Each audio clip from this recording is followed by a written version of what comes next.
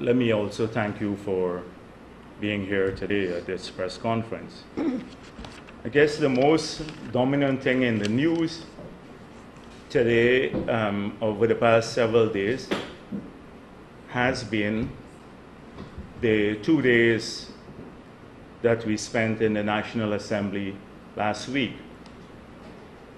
And it is a pity that in the focus on all of the antics that we have seen displayed in the Parliament, we seem to have lost sight of the important business of the National Assembly, particularly the two pieces of important, almost indispensable legislation, one to establish an infrastructure and architecture for the future of the oil and gas industry in Guyana, and the other legislation, the other motion that was in Parliament to ensure that indigenous people's rights, particularly their rights, historic and otherwise, to lands, that right was not eroded. And I want us to go back to separate out the antics for a moment. We'll deal with that later. But just to go back to the key issues. As you're aware, and most of Guyana is now aware of it, we had a commission of inquiry established on lands, Amerindian lands, African ancestral lands, and other lands, established by the President some time ago. There was a huge outcry from particularly the Amerindian community, claiming that the President unilaterally appointed the COI without regards to their views, with no form of consultation. We saw 4 Amerindian organizations, including the Amerindian APA, issued a statement saying that they did not support the establishment of a COI that brought Amerindian land issues in the same COI as other land issues being dealt with in Guyana. We've heard the National Two Shows Council come out strongly against the government, calling on it to withdraw the COI because they had not been consulted. And the National Two Shows Council, as you know, is the interlocutor with the government. This is based on our constitution and the laws of Guyana. So it was clearly established that the President unilaterally, he did not consult with the communities across Guyana, because there was no public consultations, did not consult with the Amerindian organizations, and he did not consult with the National Two Shows Council. So it was clear as daylight that he unilaterally went ahead and appointed this commission. We in the People's Progressive Party, we immediately condemn it. We said that this issue will drive a further wedge among our people, that there is no need to appoint a single commission, that we can establish a commission on African ancestral land separate from an Amerindian land commission, separate. Because as you know, it was the People's Progressive Party since maybe 2008 when we made a call for reparation, and we strongly supported the CARICOM move to seek reparation from the United Kingdom. And CARICOM decided that there should be reparation for all people who suffered from British colonialism. Now, African slaves suffered enormously in the most inhumane act probably ever seen on the history of the earth, a genocide against African people. And therefore, they never got any recompense for that. And the indentured who followed, all the indentured, also suffered from British colonialism. So there was common cause to seek reparation, and we supported that.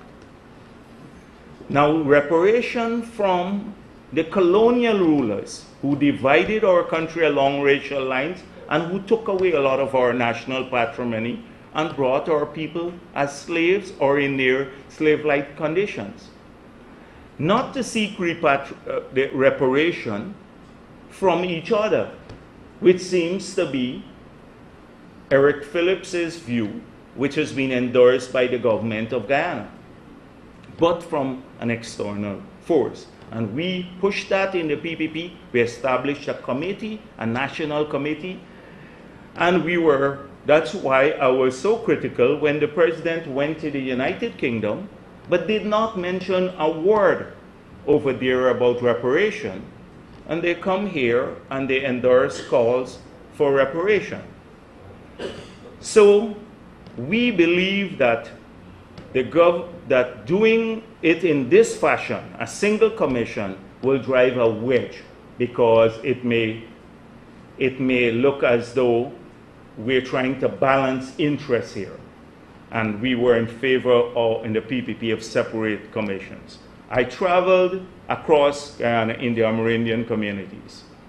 From Mabaruma, I went to North Rupunoni, we went to South Central, all of these areas, the entire Rupunoni. And every village I've gone to, they are opposed to this COI. So it was to our surprise when we saw the government of Guyana in the National Assembly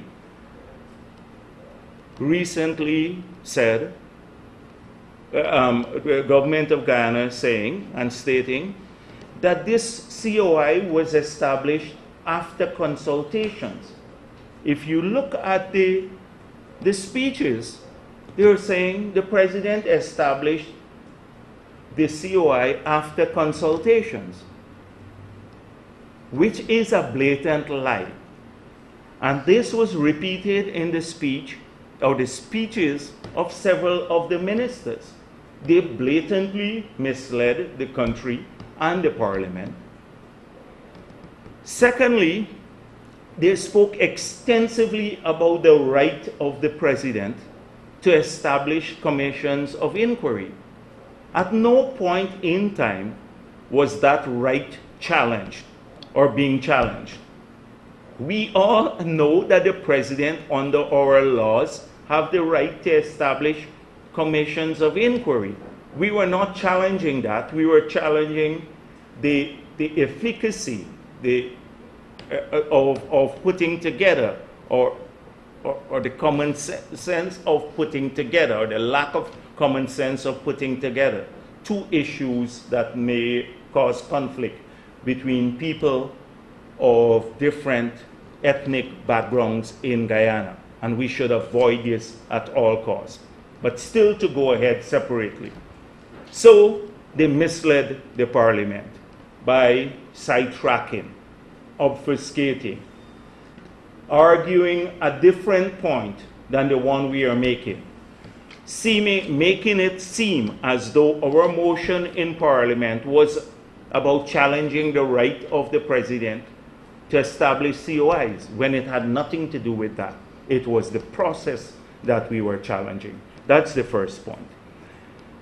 The second point that was lost in the hullabaloo that followed the Trotman's presentation, etc., and the lack of focus on substance in the National Assembly, was a speech made by Keith Scott, endorsed by this government.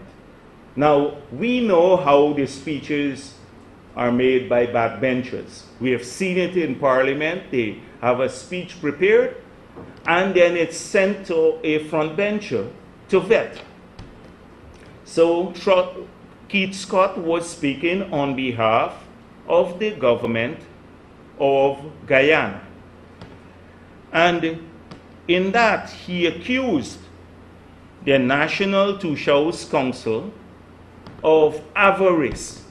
He said that under the People's Progressive Party, the land that Amerindian had or got as title land grew from 6% to about 14% of Guyana. And he said, falsely, because we don't know as yet, that the NTC was claiming another 10% of Guyana. And this was driven by avarice. That is what he said, avarice. Now, you can check Keith Scott's speech. You will see that where he said that. Clearly said avarice was driving them. And he pointed out that, that this issue, that APNU was, in fact, let me deal with that point first of all. So avarice. So what they're saying effectively, that any further land claims for title lands or claims for extensions to existing lands, title lands, will not be driven or be viewed by the government of Guyana as legitimate in the future, will be viewed or assessed through the lens that you have had enough and this is now avaricious behavior, greedy behavior. So they're setting in those words, the use of the word avarice, they're setting the tone for future assessment of Amerindian land claims. And I hope that the Amerindian organizations are paying careful attention to this issue. Under the 2006 Amerindian Act, we have a clear pathway outlined in that act as to how to process Amerindian land claims. It's not based on subjective factors or like this government believes this is greed or you had too much or anything of that sort. The criteria are laid out there. You have to demonstrate a residency requirement and you have to demonstrate a number of people in the area. Like 150 persons plus 25 years, you have to demonstrate you had been in that area before the government could start processing your land claim. So that's a very, very vital point. It sends a signal. The third point is that it says, Keith Scott went on to say, that should they succeed in getting what they're claiming, that is more lands, then the oil and gas money must remain for us here on the coast. They cannot benefit from it because they're getting more land in the interior. So this is the kind of thing that we need to look at. In fact, I'm not quoting directly because I'm sure you can get a copy of his speech, but But let me just quote one on page 12 of his speech. If such a claim were to be satisfied, it would mean by extension that only coastlanders would be entitled to the benefits of the emerging oil and gas industry. This is a threat to Amerindian people. That, hold on a minute, if you were claiming more lands in Guyana, even if it's legitimately claimed, and you get titles to those lands above the 14% that the PPP gave you, watch out, because we're going to keep all the oil and gas money here on the coast. You're not going to get any of this. So then that was another point that the government made. Then we saw him in like what is almost like a veiled threat that Amerindian people are not loyal to Guyana, and that should we give them more lands on our borders particularly, and there is need if we have external aggression, then somehow they may sell out national interests. He said here on page 12 again, I wish to point out that much of the land which are now possessed by the YY people are contiguous to the Brazilian borders and are directly in the path of Venezuela's false, baseless, and outrageous claim to our territory. Therefore, should Venezuela mistakenly do the unthinkable, it is the state of Guyana which will be called to action and not the people. Implying that it's not the people of Guyana, it's the state, as though the state is now made up of people. You know, and so really questioning that giving lands to Amerindians close to the border may somehow weaken the state of Guyana. Well, I want this to go down as a blackout right in the middle there. Thank you. That was a blackout compliments of the government of Guyana. And so 4 points I've made so far, endorsed by the government of Guyana. And the fifth one is an official endorsement of Eric Phillips's biased, bordering racist arguments by the government of Guyana in this speech. So that's the substance of the debate. That came out of the National Assembly. This is what we know of this government's policies. That one, they would lie to the people of Guyana about the establishment of the COI and distract them by arguments that we are against the president's authority to establish COI. Two, that the Amerindian land claims and future claims are driven by avarice. Three, that should they have those claims succeed, then they will not benefit from the oil money.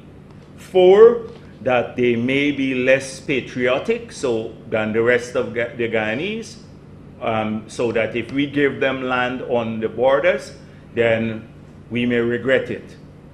And five, the endorsement of all that Eric Phillips had been arguing, which is that that Amerindian people may not have been the first inhabitants of Guyana. So this is the substance of what took place in Parliament. Unfortunately, that got overshadowed by what we have heard. The second issue is the establishment of the commission, the Petroleum Commission of Guyana. And as you heard from our members of parliament, we commended the minister at the beginning for saying it will go to a select committee. But we had to point out that there are some huge deficiencies in this bill, and it betrays a mindset of the government to control, to dominate the entire industry, and to have individuals usurp functions of properly functioning professional bodies, political individuals. And we pointed out how in this new and exciting period when we have the right to establish, regardless of what happened in the past, the architecture for managing our resources, petroleum resources, and the industry itself. We thought that the government will endorse a transparent, professional, non-partisan approach. This bill has signaled that they are not going to do that, that the politicians are going to run this industry. And so I had to point out at a meeting before, and many of our members of parliament pointed out how large the minister looms in this commission and the powers of the minister, and that this bill seems to be designed to give a particular individual, Mr. Trotman, authority to do whatever he wanted. And so he will not only have the power to appoint the board, but he would have the power under this law to prematurely end the life of the board if he feels that that should happen. And in the absence of the appointment of the board, then he himself will become the board. So we have seen another case where a minister refused, Basil Williams refused for a year to appoint a board. And we had to go to the court to get a court order to force him to appoint the board, which he refused to obey. And it was only when contempt proceedings were filed against him, he then complied. And this is the same minister, the Attorney General, who stood up in the parliament and said the judiciary had no business in telling him to appoint the board. So just imagine if an analogous situation takes place. They refuse to appoint the board. Trotman will then become the board, and they believe that the judiciary has no powers to tell them, even if you get a court order, that they should appoint a board. So I think we can expect in the future that at some point in time that Trotman will usurp the functions of the board. Then the board of directors will have a chairman appointed by the minister. But if the minister doesn't appoint the chairman, then he becomes the chairman of the board too. So he takes over the role of the chairman. The minister then appoints the deputy chairman of the board. He appoints the secretary of the board. And I can go on if you look at the enormous powers of the minister here under this act. Now, the arguments from the government side is, oh, we are devolving authority. You didn't have a structure in place of this nature. Because at that time, the petroleum unit, there was a petroleum unit within the Geology and Mines Commission. So we did not have need for a structure of this nature. In the law that was passed since the 1930s, with amendments, minor amendments over the years, the president was the petroleum minister. The president signed on the exploratory leases, the license to explore. We chose not to build a full-fledged petroleum department because we were guided by the experience. That is what I was attempting to explain in the parliament. We were guided by the experience of the hydropower department that was put in place for many years in GGMC with lots of staff, but we never built a hydro.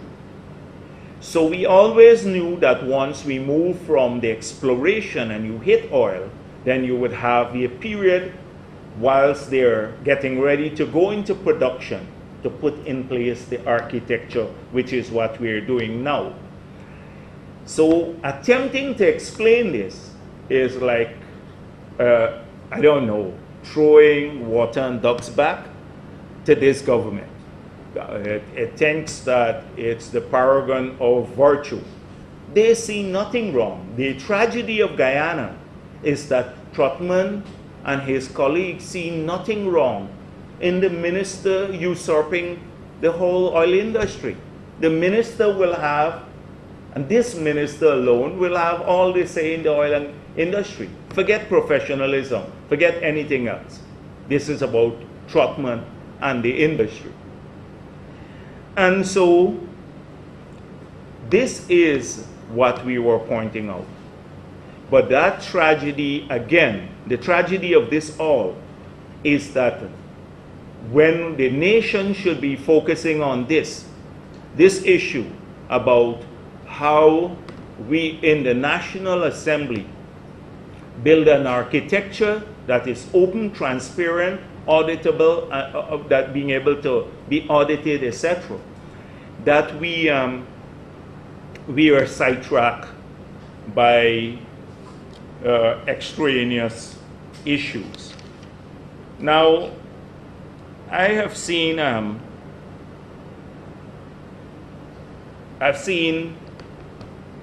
the comments of Mr. Trotman in Parliament. First of all, having allowed that, the Speaker now will have a difficult time saying in his usual style, "Speak to me, honorable members," not to your colleagues in the Parliament. But the Speaker aside, I think this betrays a deep-seated position in this government. They become very, very touchy when you expose their incompetence and their lack of vision for Guyana. And so, first of all, it started off in the National Assembly, because I was not down on the list of speakers. Moses Nagamutu was not done to speak. And he got up and said he wanted to speak. And in his usual narcissistic style, he spoke about himself. Then he strayed into ideology. He spoke about the isms and departure from the isms in Guyana, the socialism capitalism, etc. He then meandered around issues about why they could not reveal the ExxonMobil contract because the PPP had signed some confidentiality clause. He then spoke extensively about the sugar industry and about Skeldon. This was on a motion about the petroleum bill. The speaker did not say much to him, although he would, in another instance, try to stop one of our speakers from mentioning the sugar industry. So he went on about that. Then he said that there is no way that Jagdeo is a prophet of doom, and saying that we want to kill, by saying that they want to kill sugar and rice, that I am somehow lying to the Guyanese people. So, in my response, I spoke about several issues. I said that we have heard the talk about vast sums of money that will flow into Guyana. And the government is painting a lopsided picture of the whole oil industry. That you could have large sums of money flowing into Guyana, but if the conditions internationally are not favorable, then those flows could be insignificant too. And so we must paint an entire picture of the prospects, the opportunities of oil and gas, as well as the risk associated with oil and gas. When we point out the risk, they say that is the prophet of doom, but it is a realistic assessment of what could be prospects or negatives of the industry. They only want to emphasize the prospects, like that large sums of money would flow in, because it suits their narrative of selling hope of a brighter future, because they're doing such a dismal, incompetent job of managing the current. And that is why they are so hostile and angry about any narrative that tries to paint a balanced picture of the oil industry. And any right-thinking Guyanese can relate to this. Because if oil prices can bring large quantities of money, if oil prices globally are very low, then these huge sums of money we're talking about may not materialize, or may not materialize for significant periods. Take, for example, when we left office, in the oil, a barrel of crude was maybe $120 US. Within a matter of 6 months or so, it fell to $28. Imagine dropping that steeply, and it has stayed around, it climbed back a bit to about $50 a barrel in the last 2 years. So a lot of the profit oil and proceeds are dependent on international prices. Why do you think Saudi Arabia and many of the other countries in the Middle East now had to embark on diversification? Because they were heavily reliant on oil flows, and those flows are not coming in, and therefore decimating their reserves. Now, our argument that if you do not start off with this nuance, with this clear and a well thought out assessment of the oil industry, and you emphasize only the prospects, then you will end up destroying the rest of the economy as they are doing, that generates the jobs, and then place the entire country and all of our people at risk for a brighter future based on oil, which may never materialize. That is why they're saying we are doomed, painting a picture of doom. Because we're exposing the underbelly of their arguments, the hope that the false hopes that they sell to many people that oil would resolve everything. And oil has never resolved everything around the world. Secondly, I said in my speech, so that was, I was talking about tempering this exuberance by reason and research and proper assessment by technical people. Secondly, I pointed out that this minister had been speaking unwisely, foolishly about big projects that most of the technical people recognize that are not feasible, and he would not listen to them. In fact, they're laughing at his lack of technical knowledge. So we have seen the Trotman saying in December of 2016 that they will start constructing in 2017 a $500 million US facility. It's reported in the newspapers. You can go and check it at Crab Island. Now, we're nowhere closer to that. How can we trust the judgment of a minister who doesn't understand the basics, that you have to do economic feasibility studies, you have to have a purchaser of the service before you make an investment of that nature, and that there's something called opportunity cost, which I sought to explain in the parliament.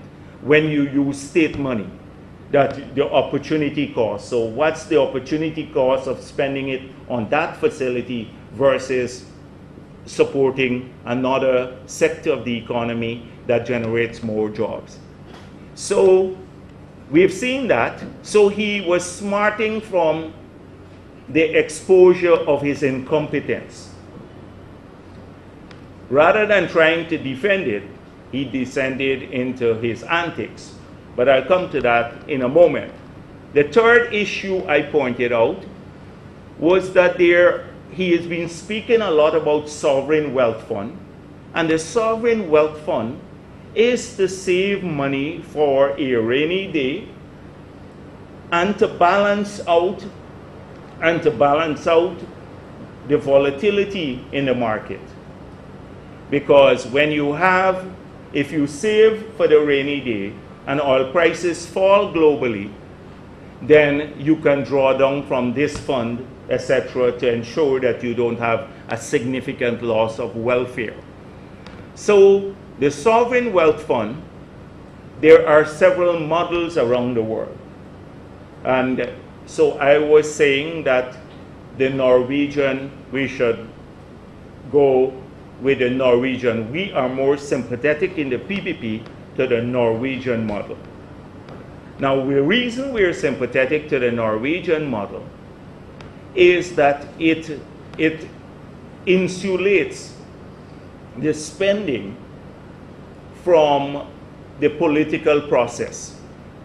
It insulates the spending from the political process. And they have now one of the largest sovereign wealth funds in the world, Norway has. And they have used their oil proceeds, without destroying, in fact, expanding other sectors of their economy. So they have the most successful, I would say, model of integrating oil proceeds with the rest of the economy without the fearful or without succumbing to what I termed in the parliament as the Dutch disease, the change in relative prices. Now, Trotman said, in his thing, let me come to that in a moment. So that was another technical argument I made in the Parliament. So here were some issues that we were dealing with at a technical level.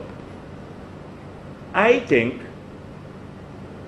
that Trotman, you know my view on Trotman. He had been a mediocre lawyer, a mediocre speaker, and now a mediocre minister. This is not the first time I'm saying this. So he said, I don't have to respond to you, basically. First, he tried to stop me speaking. He stood up and tried to get the speaker to stop me from even making a presentation. And because he knows of his own deficiency, that he cannot respond without somebody writing a brief for him to those matters that we are going to raise in a debate, because he's incapable of doing that. So being incapable of responding to technical and economic analyses, what do? You descend into this fatuous antics that he displayed in the Parliament. Fatuous antics. I've never seen somebody's face contorted with rage like he has displayed in Parliament. He was shaking uncontrollably, you know, and largely because he felt incompetent, exposed. So couldn't do that. So he went after me in an ad hominem attack. Some people said to me that when he lost his school, this was just a manifestation, a display of an inherent madness, and that maybe he's off his medication. I thought that this revealed the true nature of Trotman. Trotman has been trying to carefully cultivate an image of efficiency, reasonableness, that he's sophisticated, suave, you know, he's above the fray. I believe he's slick, inefficient, and one of the most hostile people in the APNU AFC coalition. Yeah. And this behavior is the real Trotman. This is the real Trotman. What you saw there, we've seen it before on the street corners, in Buxton, in many places around the country. That's the real Trotman that you've seen there. And so in one act, this carefully cultivated image for several years has been revealed. The true nature of the person has been revealed as being incompetent and hostile. And he was egged on by some of his colleagues, you know, etc. So let us go through a couple of things that he said. And by the way, they thought they were doing a wonderful job by posting on the DPI page his speech that he, you know, look at him cussing Jagdeo. Well, what's new? Every single day, they cuss me out because of what I stand for. And they will continue doing this. Nothing has prevented them from doing that in the past. They've said I'm gay, I'm corrupt, I'm all sorts of things, incompetent, etc. But nothing will stop them from saying this. That is their ad hominem attack. They hate me for what I stand for. But my record versus Trotman, when I was managing a ministry, the Ministry of Finance, Trotman was busy touting for clients as a mediocre lawyer in this country. And I can lead you on from there, what I've achieved. So I don't need to respond to things like Trotman when Trotman said useless, etc., because I know it was the streak of madness. And so, Skeldon, he said,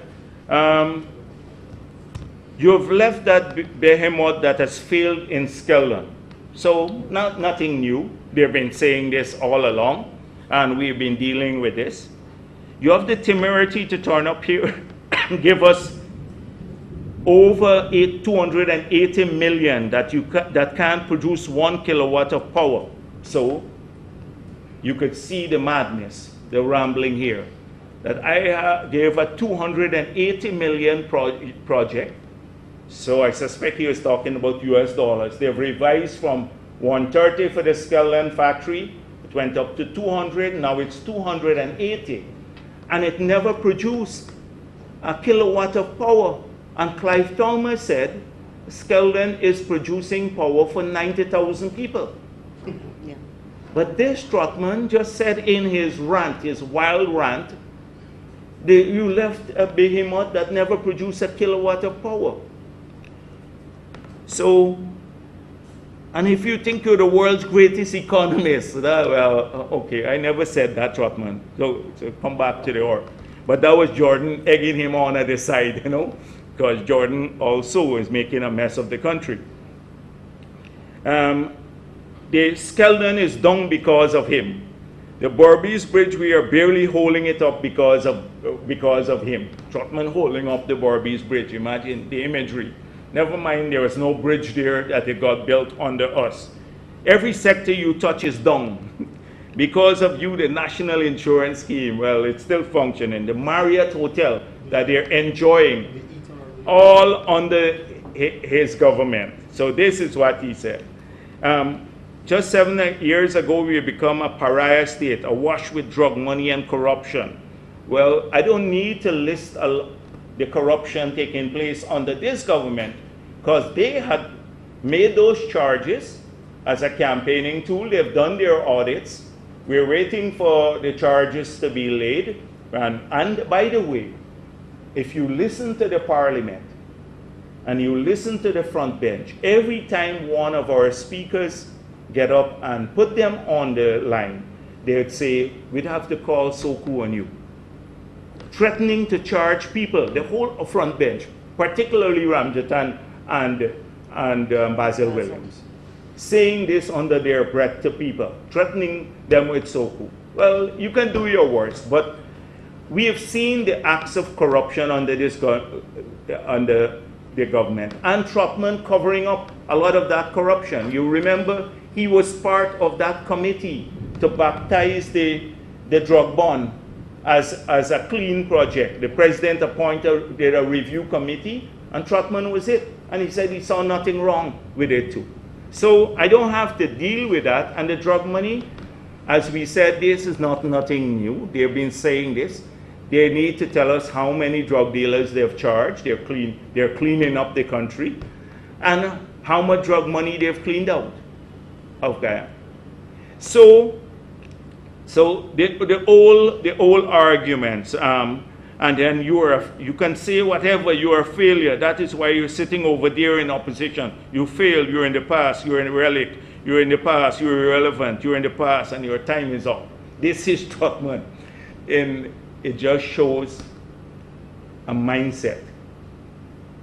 Incompetence, this is the language they're very comfortable with. Well, we're in the opposition, yes, but it's the will of the people that matters. If we had to depend on Trotman and the cabal there and their rigging tendency, then of course we wouldn't get out of opposition. But fortunately, it depends on the will of the people, not on Trotman's will or Simona Broom or Granger. It's the will of the people that will matter. And so this is what I have to say about it. And frankly speaking, when I said killing off the gloom and doom thing, I think they're trying to paint us, to brand us. They have a lot of PR consultants. So the PR consultants are saying, if you call them Dr. Doom, etc., or Mr. Doom, then people are not going to listen to the negatives. So when we try to explain to people what's going on, because they're killing the rice industry, they said, no, we're not killing it, because now the farmers have to pay more, not because of the PPP. They don't want us to talk about it. They're denying it. But the farmers have to pay more on land rentals, on inputs, on machine, and no help from the government. That is, your policies are killing the industry. The miners, they're killing the miners, and it would accelerate because the 100% increase in tributers tax, the 2% final tax is no longer final. Then the taxes on machinery and equipment. Killing sugar, 10,000 jobs. So I am not the purveyor of doom. If anybody is a purveyor of doom, is this government. It's the doom peddling government, or the doom government. Well, doom in both sense. It brings that as an outcome to people, and that's an outcome for them in the future too.